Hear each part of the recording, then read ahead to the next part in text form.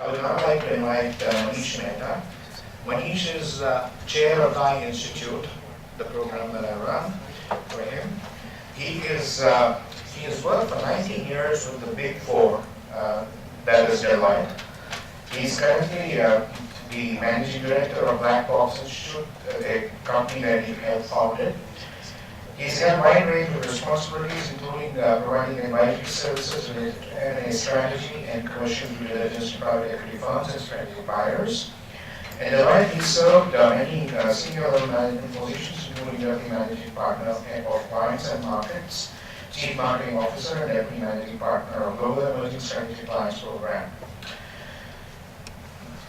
Maneesh has completed his ICED certification and sits on the boards of several not-for-profit organizations. He has also published numerous articles, including Growth by Design. Maneesh is on the board of directors of TIE Toronto. And thank you, Maneesh, for coming. Thank you, Lilith.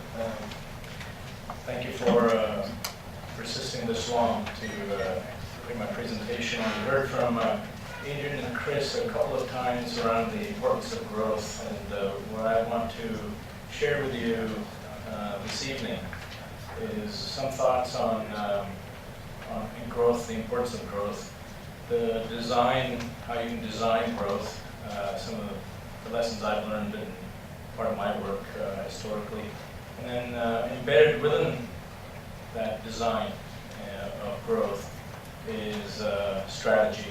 So I'm going to try to highlight the importance of strategy in generating growth.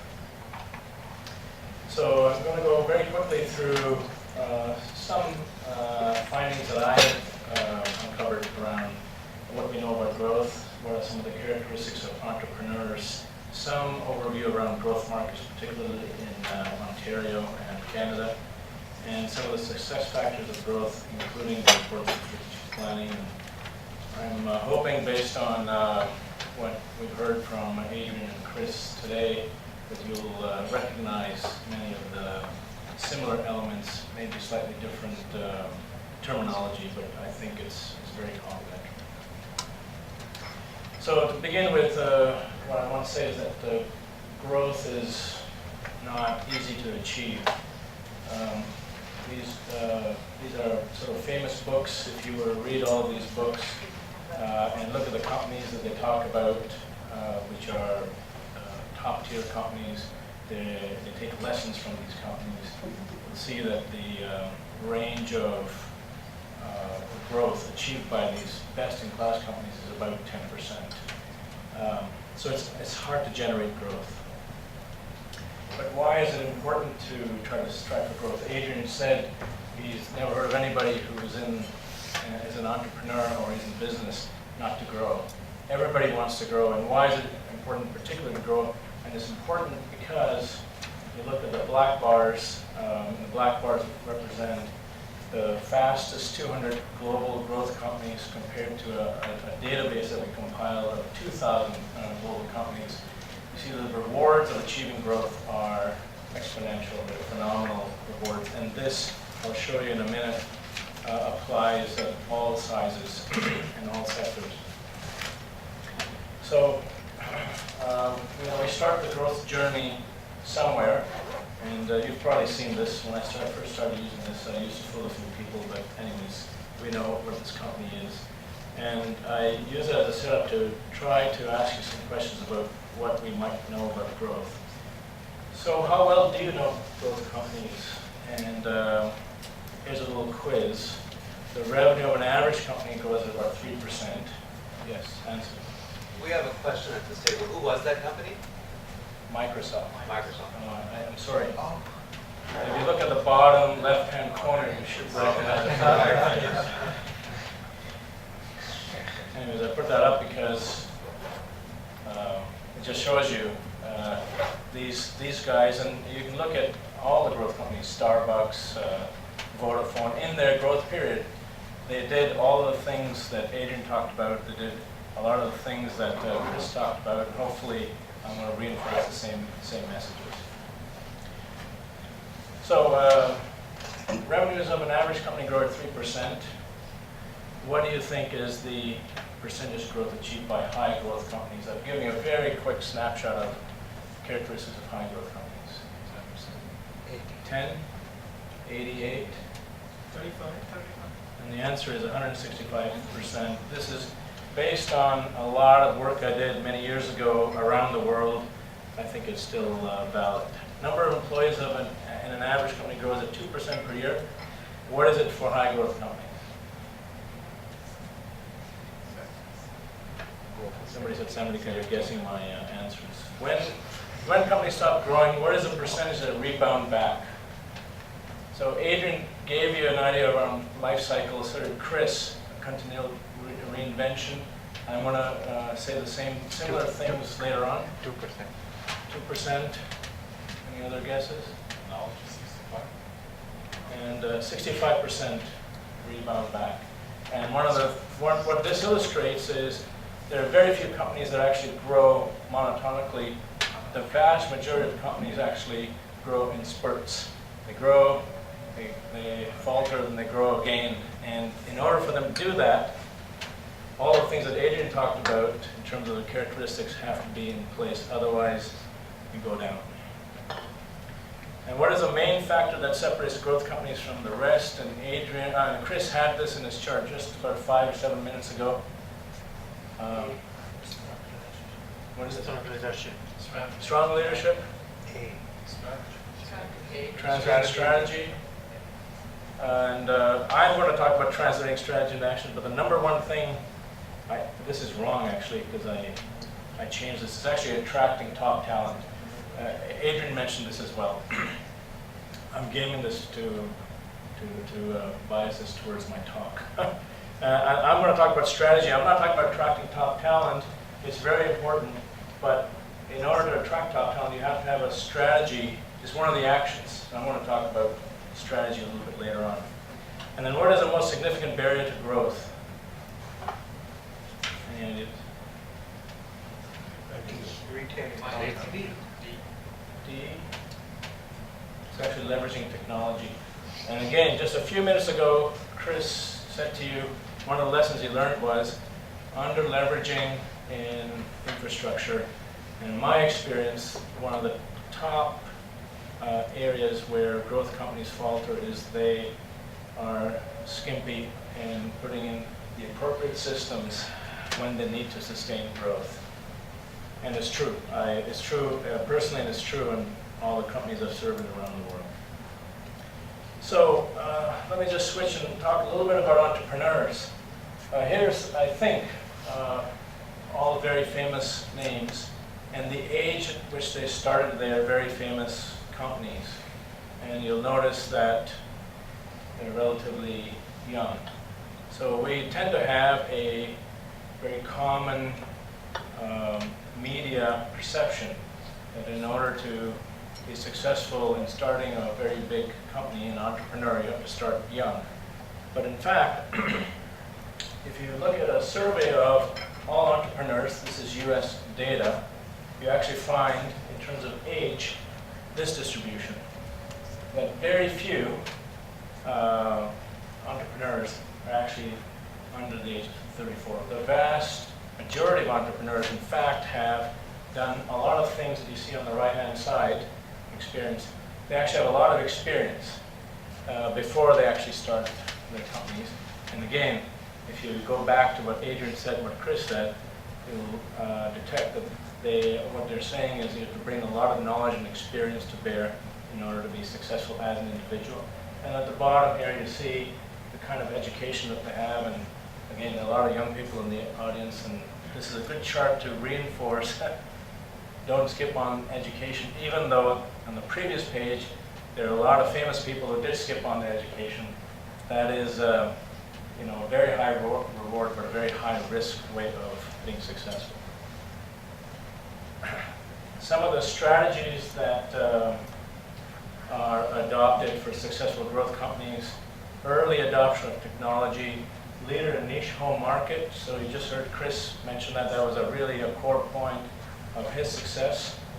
Rapid growth in exports, and one of Chris's lessons was in grow fast enough outside of Canada. Dedicated personal training. This might be surprising, but successful entrepreneurs actually invest a lot in themselves, and their primary funding source, in fact, is retained earnings. This is what Chris mentioned, is actually not always going out to VCs and private equity, even though the vast majority of people I run into as potential clients want to go out for third-party funding. Now, I'm not saying not to do that at all, but the importance of retained earnings is a little known fact. In terms of leadership style, one of the things I want to highlight on the right-hand side is look at outside board of directors and advisors.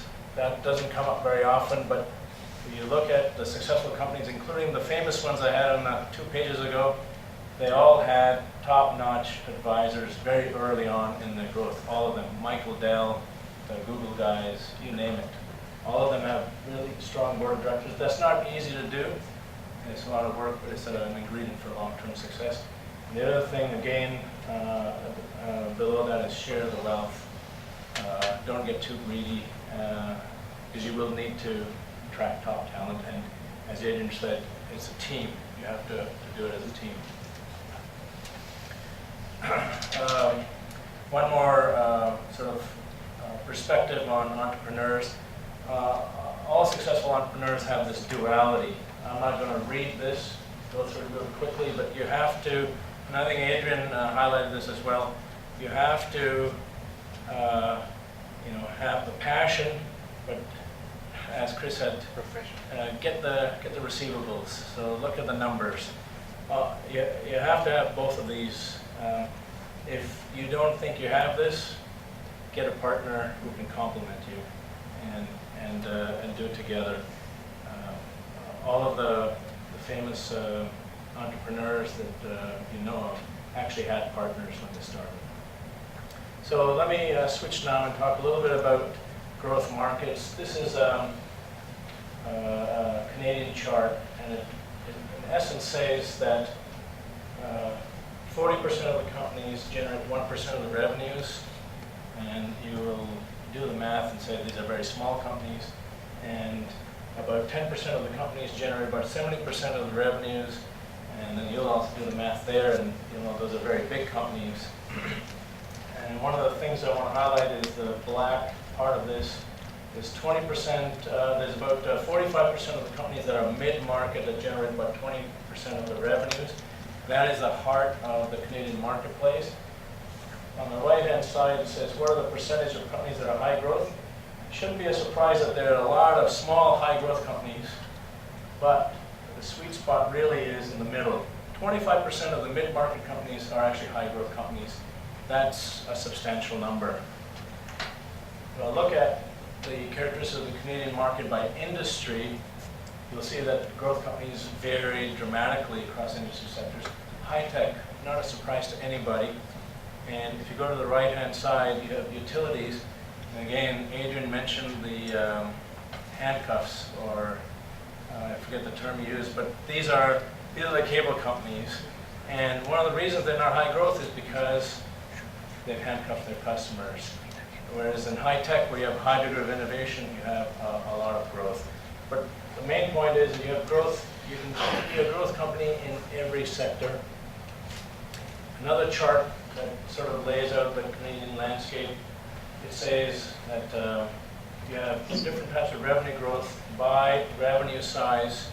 And again, no surprise, most of the companies are smaller that have high growth. But the real message from this chart is, if you do all the right things, if you listen to what Adrian said, what Chris said, what I'm going to talk about, if you do the right things for sustained growth, you can grow regardless of size. So what this is saying is, regardless of how big you are, how small you are, you can actually achieve very high growth that has the characteristics I talked about at the outset of this presentation. So how do we manage and sustain this growth?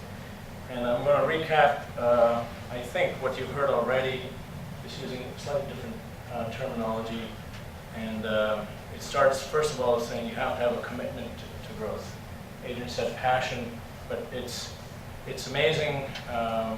If I look at certainly my experience with clients, the number of clients that stop growing, they actually have lost the commitment to grow. If you have that commitment, then make sure you invest in the capability. There's a lot of things that go in here. You've got a pretty good sense this evening of what that entails. And then the third really important component is really a strategy. And what does a strategy entail? It actually entails a little diagram on the right-hand side, and that is, first of all, you have to create a valuable formula. This is the value add. This is the secret sauce, whatever you want to call it. You have to have that idea. You have to have that valuable formula. You need to learn then how to exploit it. And then very important, you need to be able to understand when you're at that end of that life cycle and manage the transition. And Adrian talked about, you know, you can go so far, and then if you don't make that transition, you're not really going to be able to sustain growth. So we have lots of examples of companies, and I think the Canadian marketplace has a lot of companies that create a valuable formula and exploit it, and they sell to US companies. We don't have very many. RIM is in fact going through a transition of their valuable formula. It's a good example. Apple has gone through it many, many times. Microsoft has struggled to go through a transition, but they've still got a lot of monopoly type factors at play that insulate them from having to do that.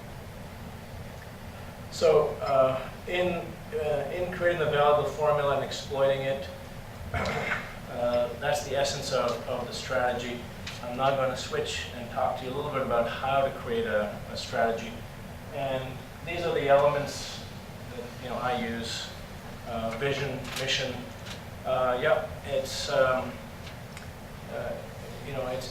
It's important to be able to collect your receivables. All of those things are true.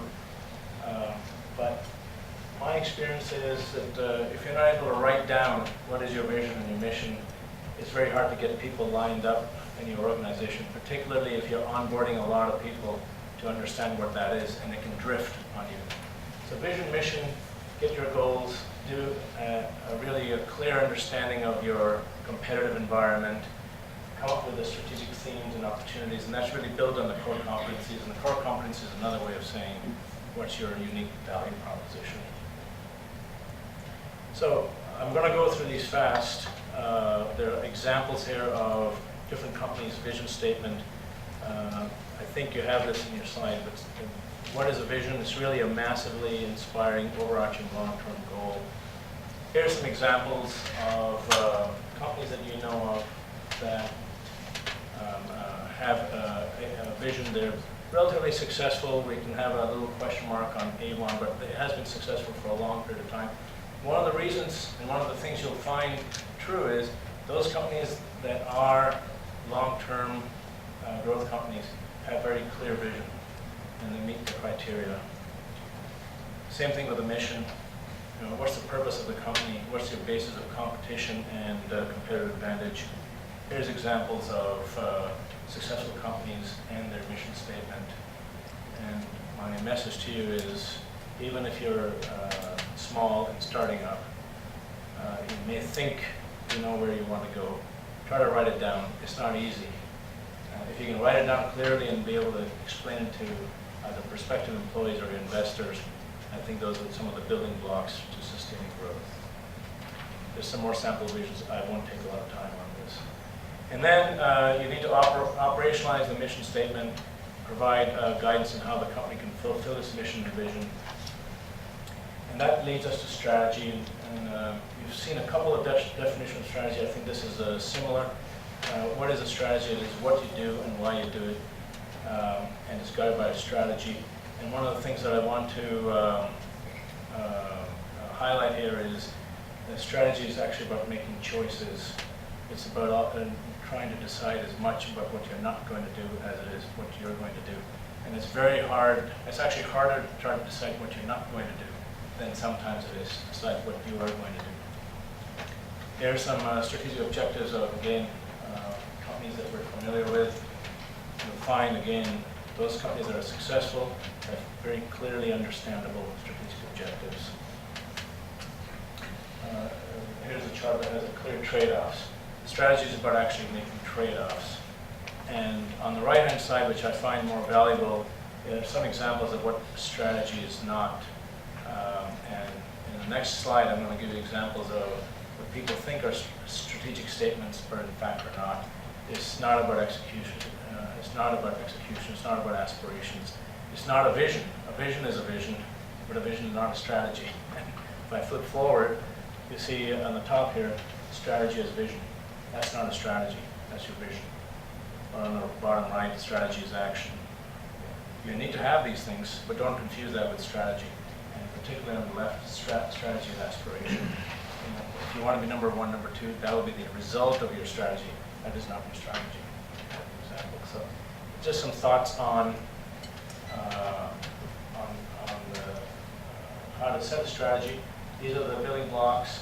I've talked about vision, mission, what strategy is, what it isn't. The final piece I just want to touch on are the core competencies.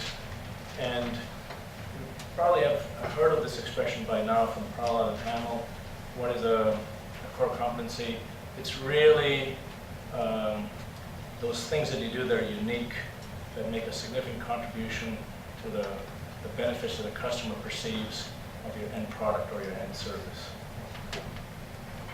And again, in the work that I've done with clients, it's amazing how hard it is, even for businesses that have been in business for a long time, to get management teams to actually describe what their competencies are.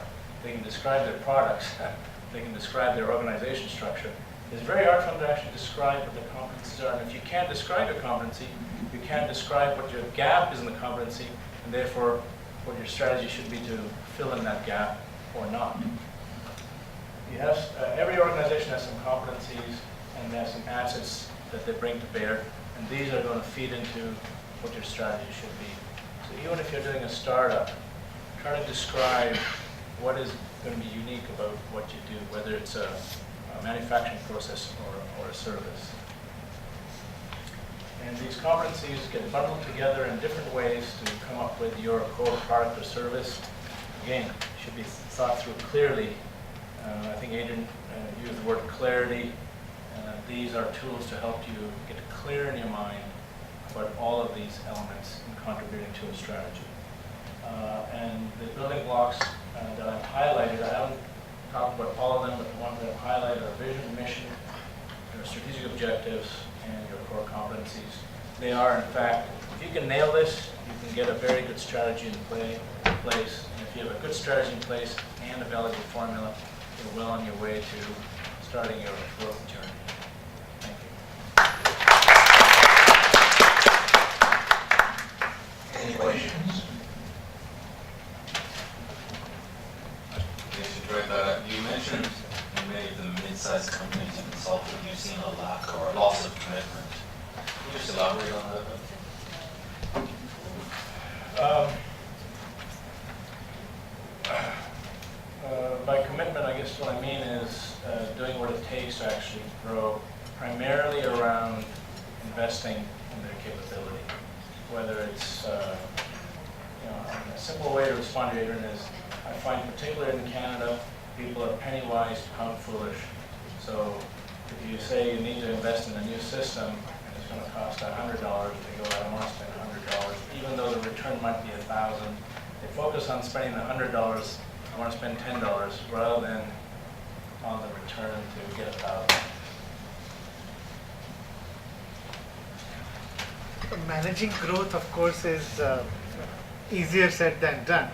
And you briefly touched about RIM. Right. What do you think went wrong there? It was a classic case. I should refer that to the expert. What went wrong at You have a RIM? comment? Actually, I'll probably take it offline. It's not fair to comment. I've been there 11 years. Okay. I was there, so I do know a lot more than I can say. Yeah. Any more questions? Well, thank you so much.